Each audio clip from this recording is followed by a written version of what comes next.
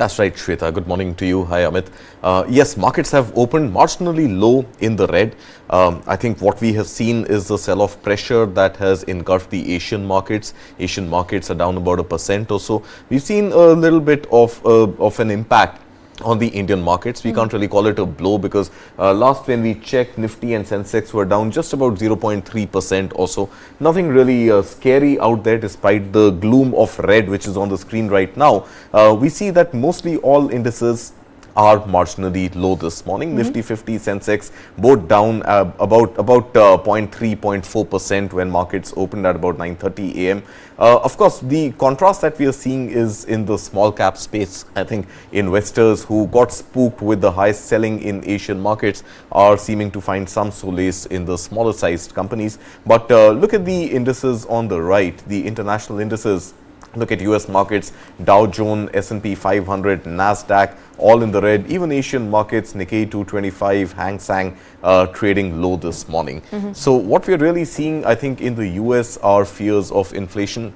What we are seeing in the US are signs of another potential few more rate hikes. And that is propelling some sort of a sell-off, and as a result, FII inflows into India have been higher. I think net inflows have been over 700 odd crores. We are seeing a similar action in the DII space as well, about 2,000 crore rupees of inflows in the DII space. Despite these inflows, markets not really holding their ground and more selling than buying happening in trade this morning. All right, let's get in Mohit Gang from Money Front into this conversation. Mohit, good morning to you.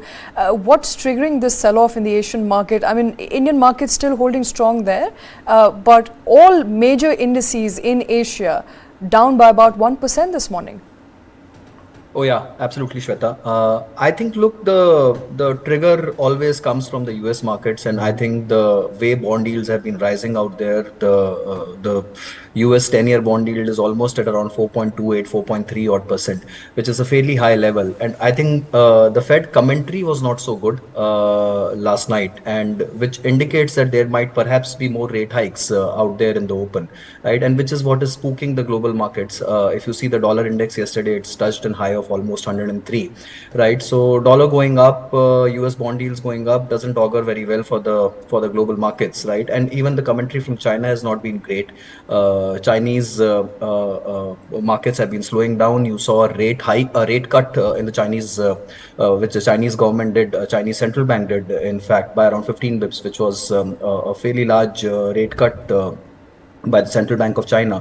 So I think globally the commentary is not good, though I should always caveat this, that the Indian and the US markets are the two only markets which have been sustainably doing fairly well in spite of all the global commentary and all the things which are happening around us. So I think from an India's perspective, look, yes, these commentaries could upset the market trend or the market momentum for a bit, but I think the underlying current still remains fairly strong. If you see the FII buying which you were talking about, I think in yesterday's trade also there was a good cash FII buying. However, it is very difficult to point out was it because of the bulk deals and what was the actual number in the trades other than the bulk deals, right? So it's very difficult to split that number out. But even then, both the DII and the FII flows have been extremely positive, and the market trend still continues to remain bullish from here. And in fact, yes, Karthik. Mohit, I just want to get your view on the small caps. Do you expect this rally in small caps to continue? I'm not sure if we can call it a rally just yet, but do you see small caps outperforming the broader markets?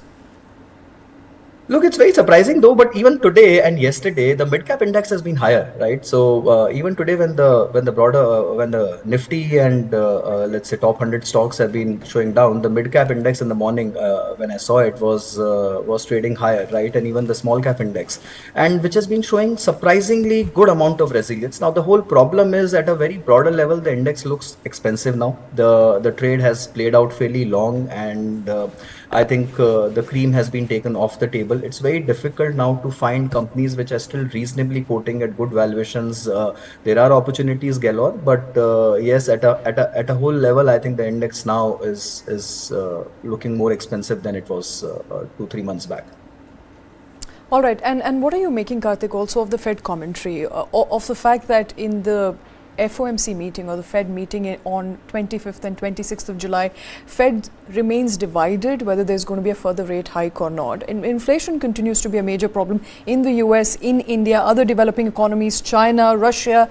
What are you making of what's going to happen from Feds at this point in time? Will the rate hike cycle continue? So Shweta, what I see is that, whatever momentum the Fed or any central bank wants to pick and whatever stance it wants to take, whether by way of tightening or loosening, what it could really impact is largely on the demand side, not as much on the supply side. Okay. Now, unfortunately, what we are seeing in India, the food inflation that we are seeing and overall the retail inflation, headline inflation, is coming on the back of supply and a restricted supply.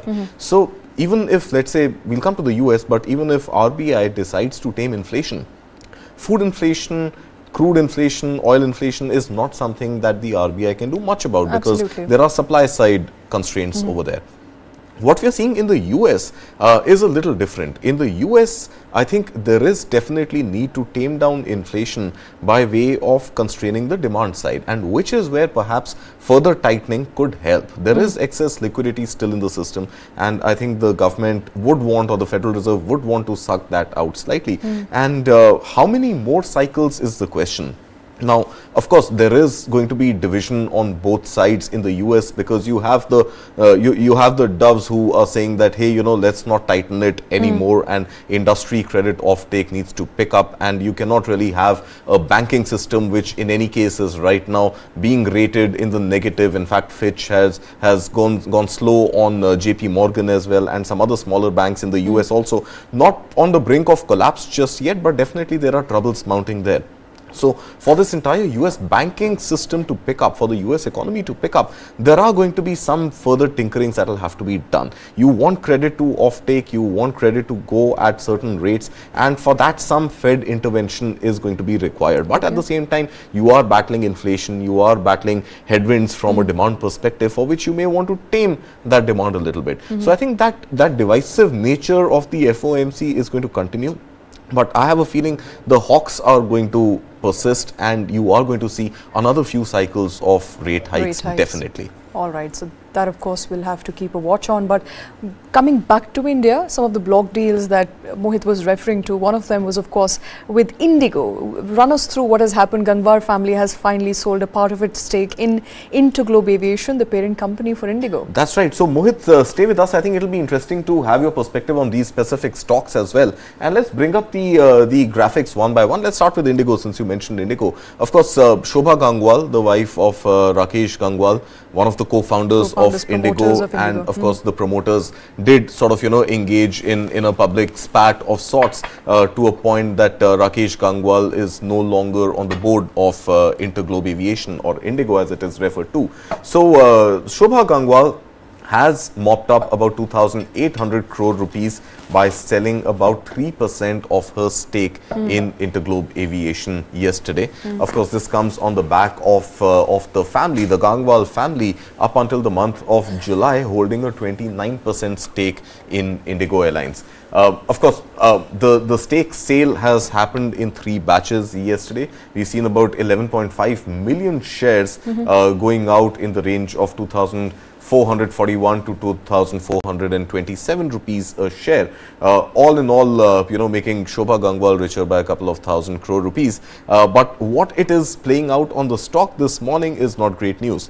So I don't think the markets are taking very kindly to the stake sale. In fact, yesterday also, when we opened the show and we were talking about the Shweta, we saw that that Indigo stocks, Interglobe Aviation stocks, were not doing too well. Even this morning, if we can pull up the stocks in action, we will see that when markets opened at about 9:30 this morning, 15 minutes into it, we saw Interglobe Aviation was down, and down significantly, almost 2% or so. In fact, it's picked up at this. It's picked up at this point in time. It's up about 0.67%. So it's spared some of the losses. Okay. So I think it'll be interesting to get Mohit in and understand what is really happening with the stake sale at Interglobe Aviation, and how do you think, Mohit, the markets will perceive this? Is this a sign of the promoters losing faith and wanting to cash out, or is there going to be likely more resilience with a further diversification of the stake in Interglobe Aviation? Look, so I think first of all, the numbers which Interglobe reported this quarter were fantastic, right? Their profitability and revenue numbers were at an all-time high, and there are enough and more tailwinds in this business, which is supporting the business per se, right? And today, as we stand, it's more or less like a duopoly market in the Indian context, and they enjoy a fair share of the market share out there. So on a macro basis, it looks extremely good. Now, what is happening in the company on the promoter side, honestly, it's very difficult to put a guess on what exactly is playing out. But my sense is a promoter stake coming up below 26% or marginally around there is not that big a negative for the stock. Honestly, if they continue to hold around 20+% or 25 odd percent, whatever they continue to hold, I think that's fair enough. But what is plaguing the stock, perhaps, or what could be a big trigger point for the stock, is that Indigo, from their entire fleet, had almost 40 aircrafts grounded because of some engine problems, right? And there is further news that out of some around 135 or 140 odd aircrafts which they have, which with a P&W engine kind of, right, is not playing out very well for them, and there are some engine troubles, and they might have to further ground some more aircrafts, which can be a little drag on the stock in the near term. But otherwise, in terms of profitability, in terms of number, the stock has done fantastically well, and we continue. It's a fairly bullish call, given that you can play out these two triggers or these two things, which is one, the engine problem, and second, obviously, I remain very cautious on the global oil prices and the aviation fuel prices. So I think those are two things to look out for. But otherwise, I think on a whole, this per se promoter family selling some stake, trying to mop up some cash and all, I think in good markets, look, honestly, everyone does that, and promoters more often than not will do that. It's happening across few companies, so I think it's not very surprising for me out there. Okay, so I think the troubles that you mentioned, which Indigo is facing, of course, with respect to oil prices, which will have a direct impact on ATF, air turbine fuel, as well as faulty engines and faulty aircraft grounded fleet, are issues that plague the entire industry per se. And Indigo, despite these challenges, continuing to command the lion's share in the Indian skies, and also I think the sort of frequent announcements that come of new international routes being added to Indigo definitely spell good news for investors of Indigo. And like Mohit mentioned, I think a stake sale by the family after the lock-in period expired in the month of July should not be read too much into as far as the stock goes. All right, so that of course is Interglobe Aviation, but another stock in news today is Adani Power, particularly because GQG partners have invested as much as $1.1 million in Adani Power. $1.1 billion. Billion dollars, I stand corrected. $1 billion, not $1 million. That's a huge money, huge a whole number. lot of money. So again, let's look at what GQG is really doing and how it's doubling down on Adani, and not just Adani Power. In fact, it has pretty much invested in every Adani stock which is listed in the markets. So the Adani family this time has sold about 8.1% stake, amounting to, like you said, Shweta, about $1.1 billion in Adani Power. And this has been picked up by GQG. In addition to that, of course, like I mentioned, this becomes the fifth company, Adani Power becomes the fifth company which the GQG investment group has invested into. The others, of course, being Adani Enterprises and other Adani Ports, Adani Enterprises, Adani Green, Adani Energy. Put together, GQG's total holding in Adani company stands at about $4.2 billion, which amounts to, at present exchange rate, about 35,000 crore rupees or so. I think before we come to Mohit on his view on Adani Power, let's just run through what GQG Investments really is. I think for our viewers, it's important to understand, and I'll take this opportunity to explain to them what GQG investments really are. So GQG Investments is a US-based company. It's an investment firm. However, it is listed in Australian stock exchanges. It was co-founded by Rajiv Jain, a person of Indian origin, in 2016. Now, there are varied interests that GQG has. Some of these interests, as it states on its own website, is to invest in high quality companies. And these are companies on which it is likely to find attractive prices and companies which promise a a greater prospect in the future. So future growth prospects and high quality companies is what it really bets on. $92 billion is the total asset under management for GQG Investments.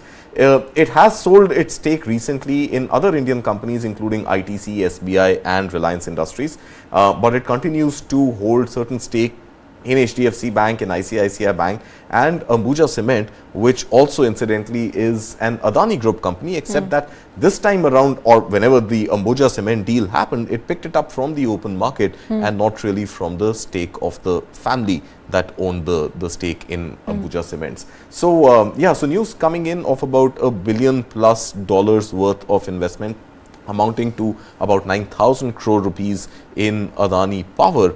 And yeah, so it further cements or powers up, shores up GQG's investments bets on Adani ever since the Hindenburg saga played out in the month of Jan. I was just about to talk about that, because this has come on the back of Hindenburg, after Hindenburg, and GQG here touted to be investing in companies that are high quality, that and will well fetch priced. good, well priced, will fetch good returns, have future prospects.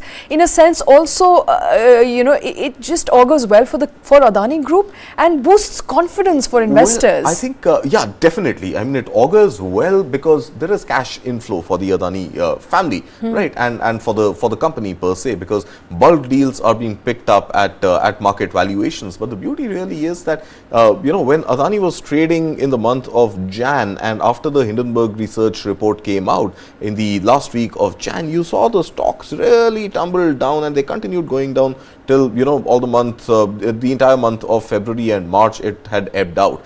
And that is when GQG made its first move, right? Even today, I think the Adani Group stocks, their valuation is perhaps, you know, not more than 60-70% of its peak in the month of Jan. And consistently 5 tranches of bulk deals across various Adani companies by GQG pretty much suggests to the investor sitting here that there is something that GQG knows about Adani stocks and is very bullish on those stocks picking up and going back to their pre-Hindenburg research report levels. And let's look at the Adani stock. If we can pull up the stocks in action this morning, and we've tried to pull up Adani Power in that. Adani Power is up at the moment by 2.34%. Right. So I think it was up about 2.5% or so when trade opened this morning. Up about almost 2% this morning. That, of course, is Adani Power stock. News auguring well for investors, boosts confidence there. Let's quickly get in Mohit into the conversation. Mohit, investors are taking positively to this deal. Oh yes, I think absolutely. Look, it's a well-known thing that Adani Group per se is trying and diluting some holdings, whether in personal capacity or trying and getting more institutional investors in the company to manage the liquidity scenario post the Hindenburg saga. And they have been fairly successful at it. Honestly, I think GQG as a group has come into play in a big way. And as you were rightly pointing out, they have picked up stake in multiple Adani Group companies. And they have come in at a time when the stocks were actually like badly beaten down. So from a valuation perspective, look, it's totally dependent on the way you want to look at it. If you kind of look at it from the peak valuations that these stocks were trading, yes, it's a fairly reasonable price of entry right now. But if you try and compare it with the peer group, let's say an NTPC or a Power Grid or JSW Energy, perhaps, right? You're still quoting at a fairly high premium. On a price to book basis, I think Adani Power would still be quoting at around 7 to 8 times odd, whereas an NTPC or a Power Grid would quote at around 1 to 2 times on a price to book basis. But you can always argue those are government companies. This is a private group company, and plus much better at execution, so on and so forth. So I think on and all, it's extremely positive for the group per se, for the stock. It's a vote of confidence, obviously, which comes in at the right time, and it's much needed liquidity and capital infusion in the company to further bolster growth. And I think they're also trying to focus more on their core areas and trying to divest out of non-core businesses, which also has been quite evident in last few months. So I think on and all, it's extremely positive for the stock. All right, positive for the stock. Another stock that is in the news is JSW this morning, also for the fact that GQG also invested in JSW. Absolutely. So has picked up about 1% or so. GQG investments had picked up about 1% in JSW Energy. I think it also shows that energy sector, power sector, transmission sector is something that GQG is bullish on and is looking at the right price to pick up multiple stocks, not just limited to the Adani Group holdings, but even beyond Adani. Energy seems to be something that GQG is finding some sort of interest in. So has picked up about 1.02% or so at 345 rupees a share. In fact, if we can go back to the original graphic, we'll just see the price at which it has picked up. So at about 341 rupees a piece, and 570 crore rupees worth of shares in JSW Energy have been picked up yesterday. But what also happened on Monday when markets opened this week was another acquisition of about 12 million shares by GQG in JSW Energy at about 345 rupees a share, raising about 411 crore rupees. So within a week, the second investment by GQG in JSW Energy. All right. Mohit, I think we would somewhat agree with my colleague Karthik here that GQG seems to be interested in a lot of power companies as well as energy companies in India, a day after that news of Adani, and in fact on the same day we also hear of GQG picking more stake in JSW. Oh yes, totally looks like, and I think power is one sector where government is trying extremely hard to reform the sector, trying and cleaning up the books of the state-owned power corporations and so on and so forth. So I think power is a place where we will see incremental amount of reforms, and it's a bet on Indian power sector per se. I think where GQG is trying to latch up here, and honestly, I think. Per se, in terms of results and numbers, if you see, JSW was a slightly muted show. The revenues were much higher, but in terms of PAT and EPS and everything, they saw a downfall, or they saw a degrowth from last year comparatively. Even their debt to equity ratios have gone up significantly over last 1 year. Perhaps indicative of much more capex which they are wanting to put in. So I think it's good overall for the power sector. It's good overall for these two companies that they've gotten a good marquee name or a marquee investor as a portfolio company. So overall, yeah, I think it's fairly positive. And JSW stock per se has risen tremendously from this year March. Honestly, I think from a low of around 200 odd rupees, it's gone up multiple times in last 4-5 months. Okay, Mohit, but the JSW Energy stock is down by about 3.17% this morning. How do you explain this? Look, I think the stock rose up yesterday, and I think it's more about forming a base now. Whatever was to be taken off in terms of the deal positives has already been picked up by the street yesterday, and maybe some bit a little in run up to the action, right? So as I told you, last 3-4 months have been extremely positive for the stock. So now I think the news is already factored in, everything is there in the price. It's more about execution on the ground now. So. All right, more about execution on the ground, and JSW Energy stock there down by about 3.17%. It did manage to rake in about 12.97% gains throughout the week. So I think Mohit is referring to some sort of correction there in the JSW Energy stock. Mohit, stay with us. We are going to shift focus slightly and go to broader markets and talk about inflation. Inflation, of course, continues to be a major pain point in India, specifically inflation in vegetables, pulses, essential items like tomatoes, ginger. Before we specifically go to Manipur, where inflation is at about 12%, in the range of about 11 to 12% at an all-time high. India specifically, vegetable price inflation. Tomato, government is trying to do its best with tomatoes. It is, and we discussed this yesterday as well, trying to fetch tomatoes from where it's in abundance, your southern states, western states, bringing it up to north, ensuring that tomato prices in the north will come down. They haven't really come down. They may be selling it, the government may be selling it for 50 rupees a kg in certain parts of certain mandis, but from what I know, personal experience, bought tomatoes last evening, they were over 100 rupees a kg. Right. So I think before we come to tomato inflation specifically and what the government is trying to do, since Mohit is with us, I'd like to touch upon the Burger King story also. Okay. And I think that's a listed company in India. And Mohit, this happens to be now the third QSR and the second burger company after McDonald's and Subway respectively to remove tomatoes from its burgers. So, you know, if you want to hop on to the next Burger King Absolutely. outlet anywhere near your house, it's unlikely No more that you will tomatoes. find a slice of tomato in your burger. And it's very interesting how they explained it. They said tomato is on vacation. On vacation, exactly. So tomato on vacation, and the Burger King stock this morning up almost 4.5% or so. It's a low priced stock, if I can call it that. You know, trading just at about 120 rupees or so this morning, but up about 4.5%. Do you see a linkage between tomatoes exiting, going on vacation, and the stock performing a little better this morning? I think, look, that's a funny coincidence, but yeah, markets do tend to take sometimes these pieces of news in a much more positive sense than what you and I can make out of it in on a TV discussion, honestly. But yeah, I think taking out tomatoes from the menu perhaps could mean a little bit of a cost constraint, but I'm not sure how much tomato as a constituent was a part of their cost and the overall what is the overall impact on its profitability because of this call. But I think it's more sentimental and it's more indicative of that they're conscious of the overall price scenario. And yeah, I think coming back to the food inflation, honestly, I think at 7.44%, it's a fairly steep print which has come out. And if you see, the Indian bond yields have already, from a low of around 6.9, has touched a peak of around, has touched back to around 7.25, 7.29 levels, which is indicating that RBI might perhaps be forced to increase rates.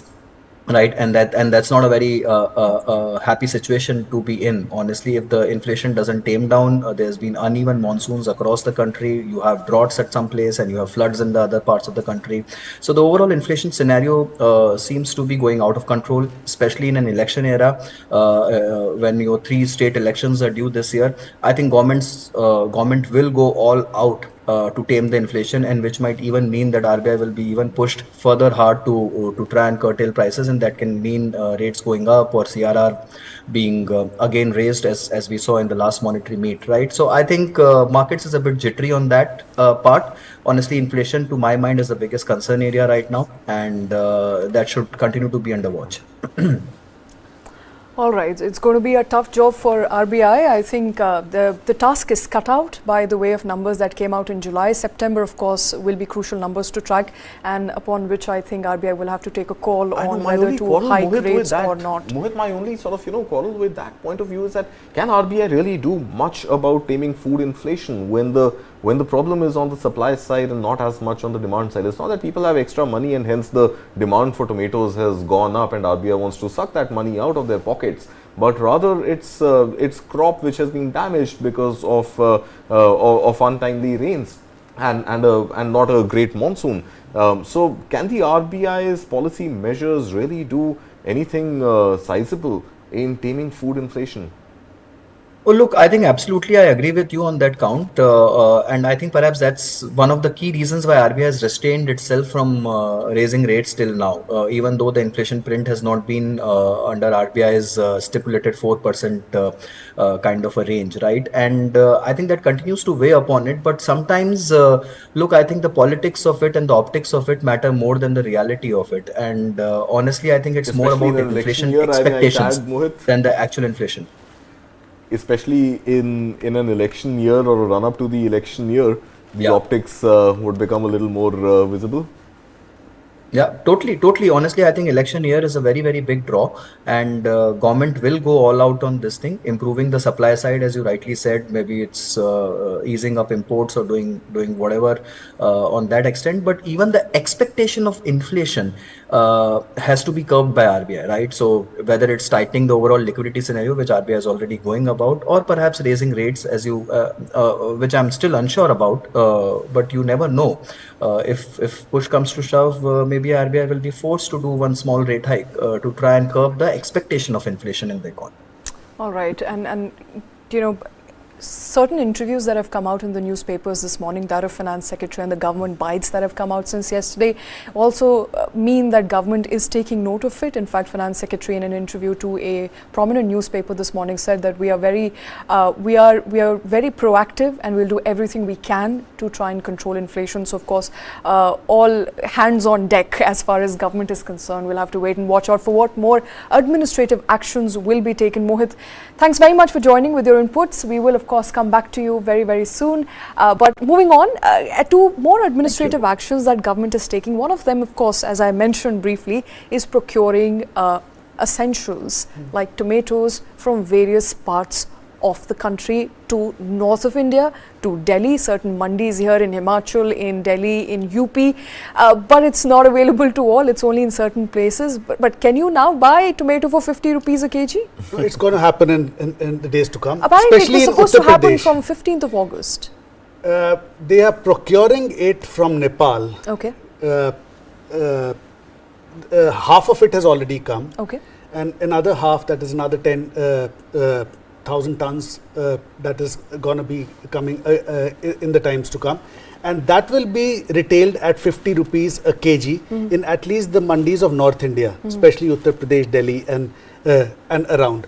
Apart from that, the other measures that the government is taking to spar inflation is they are facilitating open market retail of wheat and rice crops, at least to start with. That's as much as it can do, because like Karthik mentioned and our guest mentioned, there's nothing you can do about unseasoned rainfall in the destroyed crop. So that, but yeah, procuring from Nepal is what it is doing right now, specifically for tomatoes. So and also, you know, interesting, because we had this discussion yesterday. We had representation from Quantico, an economist who joined us. Yuvika joined us. She said it's important at this point in time to tame inflation. We must look at also importing certain items. So government, of course, trying to import as much as it can. Wheat, pulses, we continue to be a big importer of pulses. We don't have enough capacity here in India. As far as export curbs is concerned, we've already put export curbs in rice. We can't do that much with others because we don't produce abundance of other crops. But it's a very difficult situation to tackle at this point in time, Karthik. Because, you know, as you mentioned, there's not much that RBI can do. But government, of course, will have to do a lot. Exactly. It's an election year. I think we'll have to keep the monetary policy completely separate when we talk about supply side challenges to food inflation. And that is what the government will have to battle and take head on without really expecting any other agency, including the RBI, to fight that battle on its behalf. So as far as rice exports go, I think it's not the first time we've done that. Last year also, when the war between Russia and Ukraine had broken out, we had curbed wheat exports to other countries. And Ukraine, being a large wheat exporter to the world, had seen certain pockets of the world deal with inflation, food inflation on account of wheat. But India wanted to protect its own demand of wheat and its own supply chain to provide enough wheat to its own population, had curbed wheat imports. Similarly, we have curbed rice imports right now because we want to tame inflation. We don't want our rice producers selling outside of India, profiteering from it at the cost of Indian citizens paying higher than usual for these essentials. But I think tomatoes this year, of course, have gone really sour when it comes to the food inflation story. And tomatoes are having their revenge. They're having their revenge. But I think what is important to note is that, yeah, at least, you know, I mean, I read that Business Standard story this morning on the front page about government wanting to, and Mr. Somnath there saying that, yeah, the government is going to fight this. But unfortunately, it lacked details on what the government is really going to do. What administrative actions the government will take? The government is watchful. The government is seized of the challenges. Yeah, obviously. I mean, you know, if we are government, obviously is seized of those challenges. But I think what the government needs to come out and state very clearly is exactly what are the 3, 4, 5, 10 measures that will be taken to tame food inflation, because food inflation is not something which is going to impact only a few people in the population or a small percentage of the population. It is something that impacts everybody. More importantly, it is food inflation being in the 11% range, 9% and upwards range in most states is going to directly impact the vote bank. And that is something, if nothing else, that is something that the government has to stand up to, vary off and contain it. So, you know, even at the cost of going out of the way to ensure that it's able to tame this food inflation, and if that results in votes next year, well, well, obviously it's a double advantage for the government. But I think the import from Nepal is something which is at least paving one tick mark on that list, some direction. That import of essentials is something that the government is open to doing. But look at the quantity there. I mean, 5 tons is what? 5 tons is 5,000 kgs. So that's why I mentioned it's only Uttar Pradesh.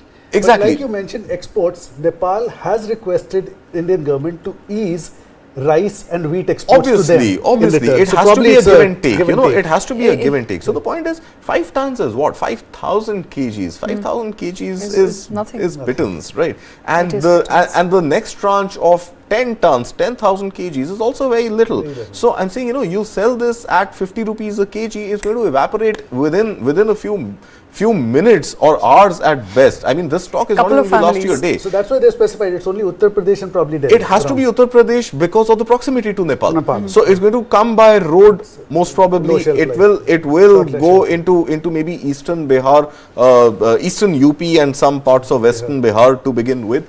Some of those might make their way into Indian mandis, but at the same time, the government has told NAFED and NCCF that find out ways, work out means to cap tomato prices at 50 rupees a kg.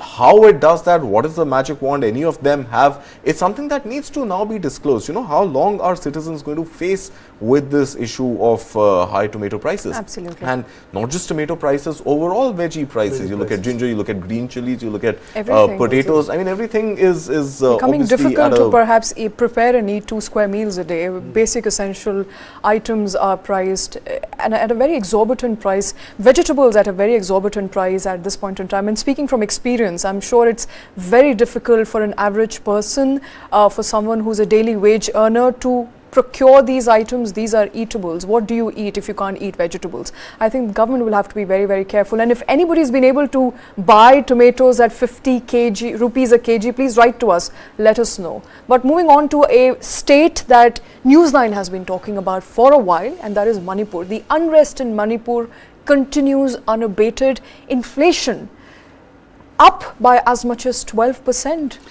Actually, it's little below, eased a little bit, and it's 12% is rural Manipur, 9.5% total Manipur, but 71% of Manipur is rural Manipur. It was over 12.5% in June. It's over 12% now, so a little bit of easing over there. But and compare that to their border state Tripura, where it's only about 7%. So Manipur is dealing with a lot of things apart from the strife that it is having to go through. And inflation, which is rural inflation, and it's a rural area, it's north of 12%. Nowhere in India it is that high. Rajasthan is 9.7%. And inflation in northeast part of India, northeastern region, has always been higher than the mainland India, as we'd like to call it, primarily because it's a difficult terrain. It is a difficult place to supply vegetables very easily, to supply any essential item very easily.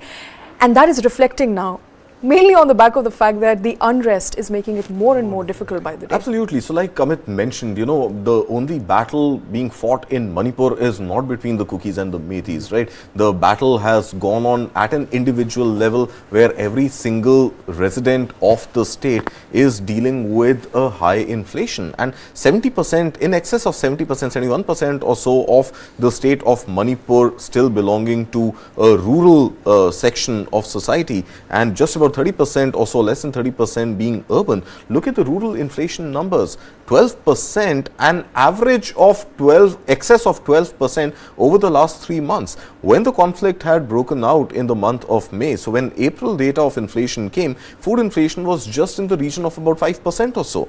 And look at how it has really risen in the month of May, June and now July, in excess of 12% across all 3 states. So whatever easing we've seen in the month of July is again very high at above 12%. So imagine a state which has been pretty much shut down without access to internet, in a curfew-like scenario with major clashes between the two units, factions within the state, the Kukis and the Meiteis.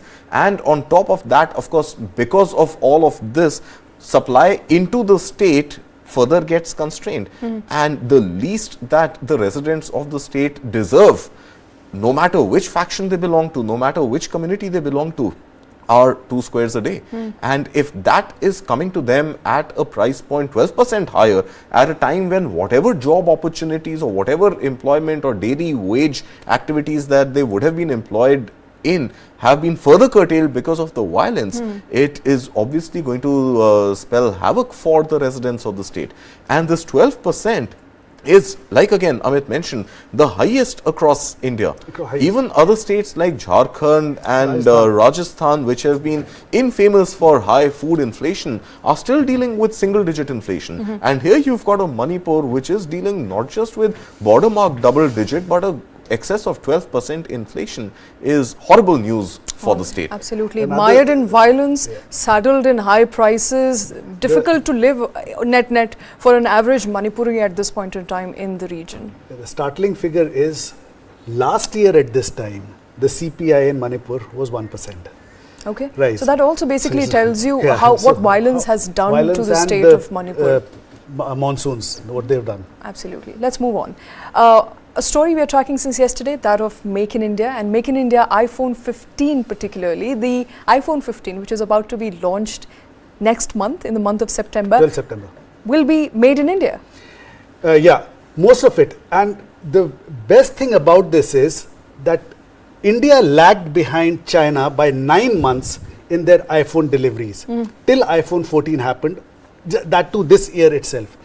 That has 9 months has been cut down to just a few weeks. Okay. So iPhone 15, what will be manufactured and delivered out of China, will be just 2 or 3 weeks ahead of what will be delivered to the world out of India. Okay. And that is the Make in India story that's really happening. Foxconn is taking the lead, but Winstron and Pegatron will also be assembling iPhone 15 in India at the same time. Okay.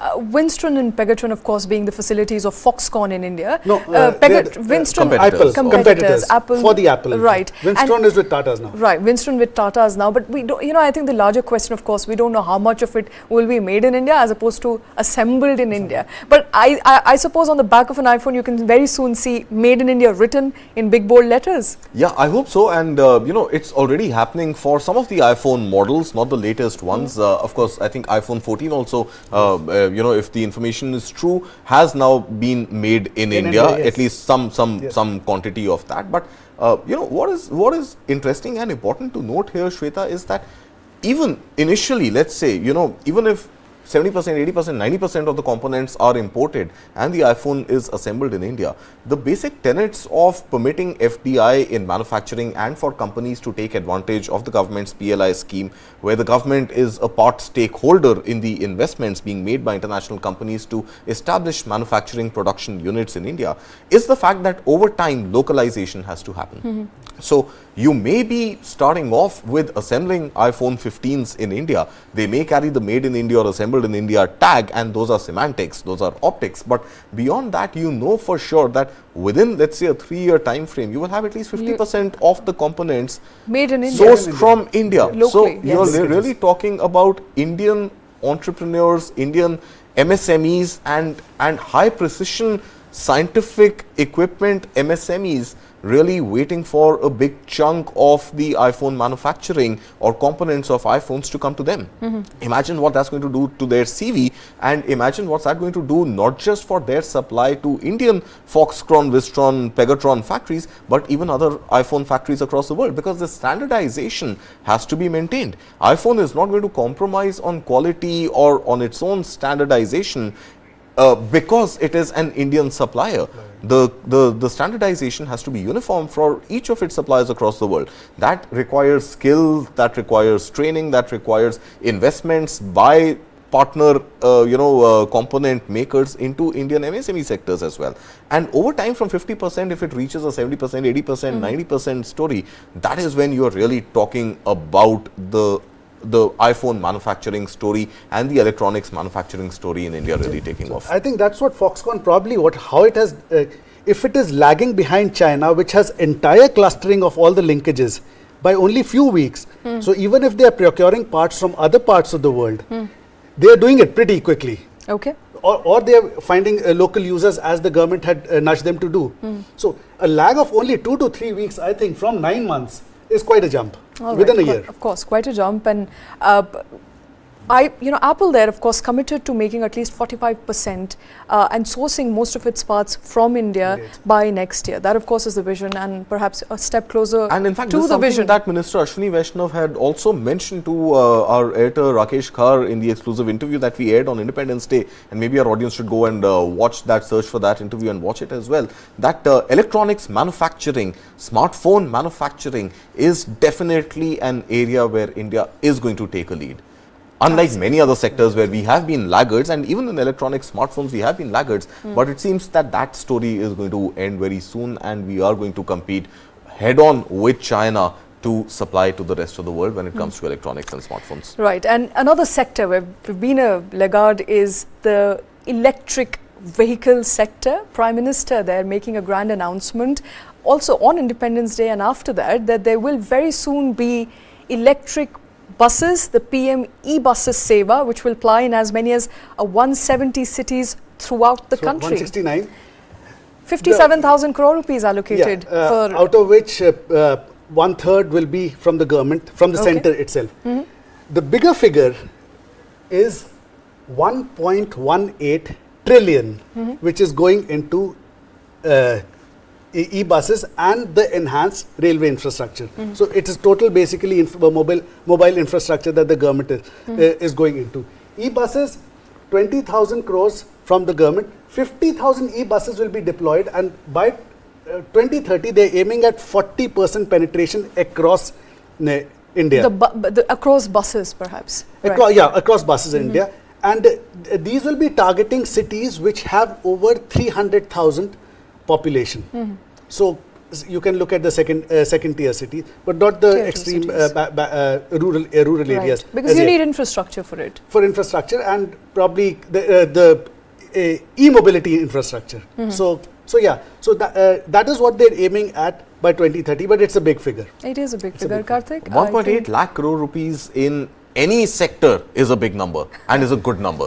So I think what it does eventually, again, I mean, look at it from the macroeconomic standpoint. This is government's capital investment into a sector to the tune of 1.8 lakh crore rupees, 1.18 lakh crore rupees, I'm sorry, which is going to contribute to the GDP to begin with. But I'm a little chary of this 40% of public transportation penetration by 2030. If I remember correctly, and this was stated that 100% of public transport needs to be electric by 2030. 30% of four-wheelers need to be electric by 2030. 80% or 70% rather of two-wheelers need to be electric by 2030. So a massive investment to the tune of 1.18 lakh crore rupees, 20,000 crore rupees going into electric buses specifically as part of the first tranche of 57,000 crore rupees is likely to only cater to about 40% of public mobility being electric. I think we are still very short of our target of getting to 100%. But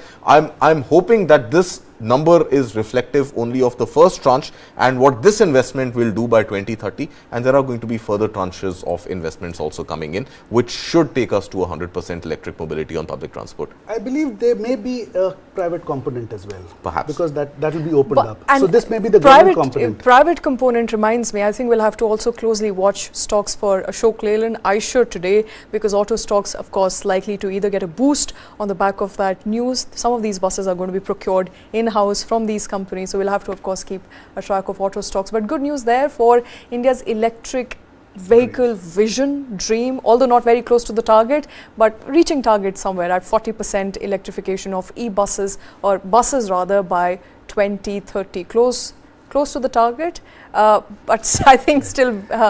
by 2070, total conversion to zero carbon. That's the aim. Okay. 2070 emission from buses. Right, and I think that's a little too far for now, but I think with that it's a wrap on this bulletin. Thanks very much for watching.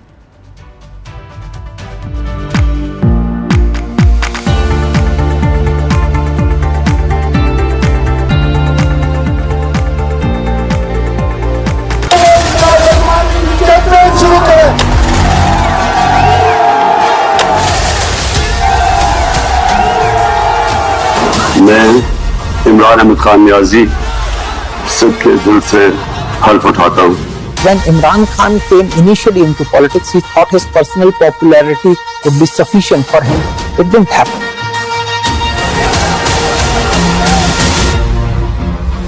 The retired military generals are openly saying that Imran Khan is a better choice. Imran Khan may have bitten a bit too much, more than what he can chew. Implosion. This and more, streaming on world's first news OTT,